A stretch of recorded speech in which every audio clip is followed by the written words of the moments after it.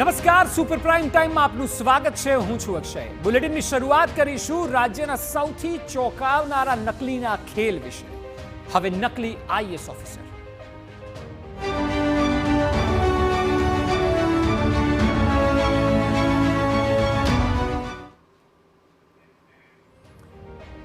અત્યાર સુધી તમે અલગ અલગ નકલી અધિકારીઓ વિશે સાંભળ્યું હશે. નકલી પીએમઓ અધિકારી, નકલી તલાટી, નકલી સચિવ, અને આ કિસ્સામાં વધુ એક નકલી ઓફિસરનું નામ જોડાયું. અને હવે રાજ્યમાંથી મળ્યો નકલી આઈએએસ અધિકારી. તેની પાસે નકલી હોદ્દો છે, નકલી આઈ કાર્ડ છે, નકલી પાવર, બધું જ છે. આપ જ્યારે તેના વિશે જાણશો તો ચોંકી જશો. જુઓ આ રિપોર્ટ.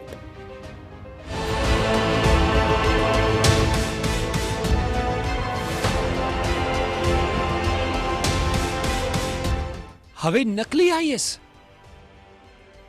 હદ કરી નાખીને પોલીસના જાપ્તામાં ઉભેલા આ શખ્સને જરા ધ્યાનથી જોજો.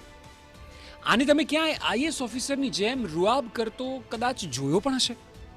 કારણ કે છેલ્લા ઘણા સમયથી રેવન્યુ વિભાગના ડાયરેક્ટર તરીકે લોકોને ઓળખ આપીને છેતરતો હતો, ઠગાઈ કરતો હતો અને લાખો રૂપિયા ચાઉ કરી જતો હતો.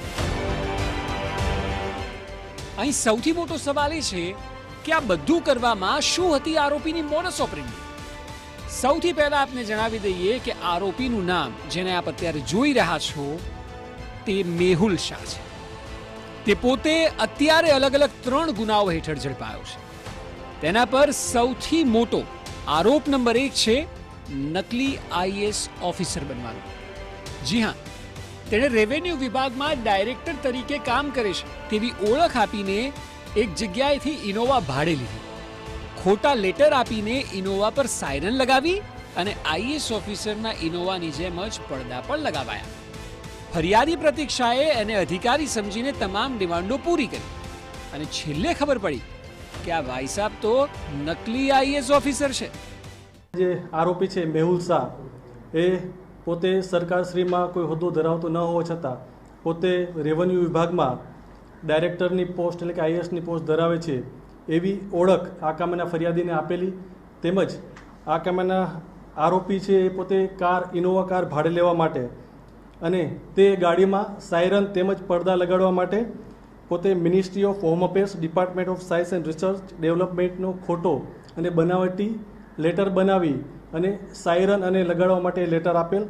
તેમજ આ કામેના આરોપીએ department of science and research development government of ઇન્ડિયાનો ખોટો વર્ક ઓર્ડર બનાવી અને 5 વર્ષ માટે આ કામેના જે ફરિયાદી છે પ્રતીક શાહ એમને આપેલો અને આ કામેના ફરિયાદી સાથે છેતરપિંડી અને ઠગાઈ કરેલી. સાંભળ્યું ને? તેના પર બીજો આરોપ છે નોકરી અપાવવાના બહાને લાખો રૂપિયાની ઠગાઈ કરવાનો. જી હા, તેણે એક વ્યક્તિ પાસેથી 3 લાખ રૂપિયા પડાવીને તેના દીકરાને નોકરી અપાવવાની વાત કરી. આટલું જ નહીં, પરંતુ જિલ્લા શિક્ષણ અધિકારીનો એક બોગસ લેટર બનાવીને પણ આપ્યો. આખો મામલો કઈ રીતે પકડાયો તે જરા જાણો. સાહેબના દીકરા છે એ પોતે એને નોકરી અપાવવાના બહાને અને પોતે જે આરોપી છે મેહુલ શાહ એ સરકારશ્રીમાં ઊંચો હોદ્દો ધરાવતો હોય અને આ કામને સાહેબને દીકરાને નોકરીએ લગાડી દેવશે એ બહાને આ કામના સાહેબ પાસેથી ₹3 લાખ રૂપિયા પડાવી લઈ અને બોગસ સરકારશ્રીનો નોકરી અપાવવાનો જિલ્લા શિક્ષણ અધિકારીનો લેટર પણ ઇસ્યુ કરેલ. બાદમાં આ કામના સાહેબે જ્યારે વેરીફાઈ કર્યું જિલ્લા શિક્ષણ અધિકારી કચેરી, ત્યારે એને જાણવા મળેલ કે આ જે પત્ર છે એ તદ્દન ખોટો છે અને એની સાથે ઠગાઈ તેમજ છેતરપિંડી થયેલી છે. આ 2 આરોપો ઓછા હોય તેમ આરોપ નંબર 3 હતો શાળામાં કલર કામ બાદ રૂપિયા ન આપવા.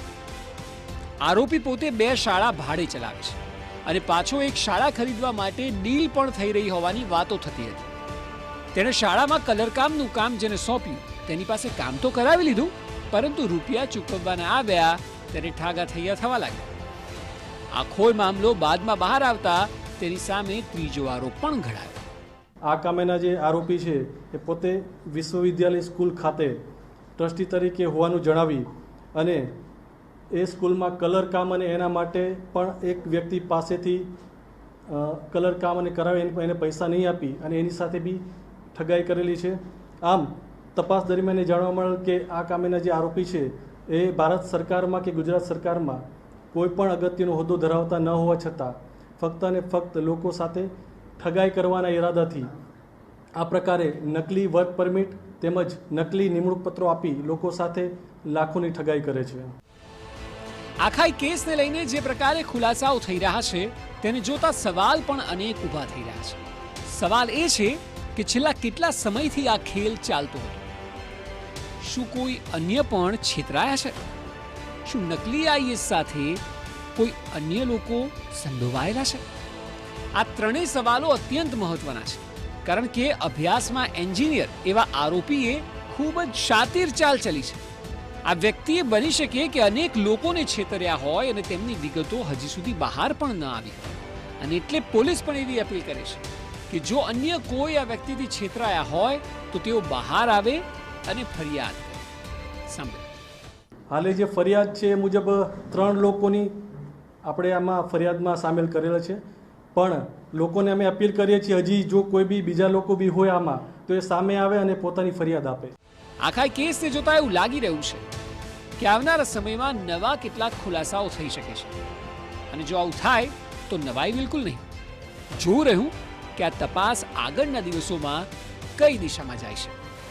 યુનુસ ગાઝી, TV9